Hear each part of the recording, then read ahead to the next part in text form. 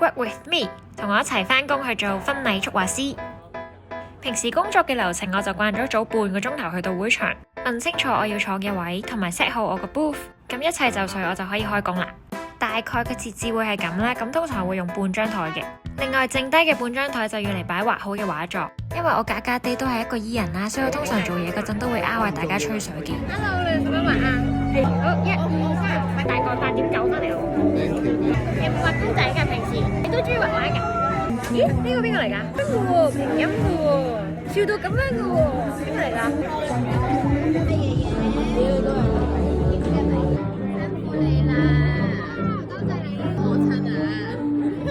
呢啲就係好 sweet 嘅 moment， 大家都會好驚我畫得好辛苦，但係其實呢樣係我中意做嘅嘢嚟噶嘛，所以我見到大家開心我就好足夠噶啦。好，跟住去到最後衝刺啦，通常我會擺到最後先一次過簽晒啲名嘅，因為咁樣流程就會再快啲，就可以畫多啲客人啦。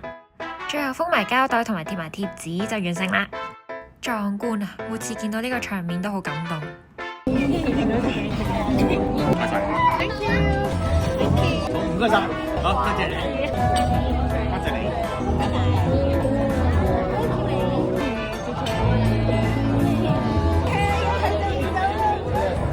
就係咁派晒啲畫就去到尾聲啦，最後梗係送埋幅畫俾新人啦，咁我就功成身退啦。呢個就係婚禮促畫師嘅日常啦，有興趣可以 follow 我同埋 DM 我問婚禮檔期，期待參與你嘅婚禮。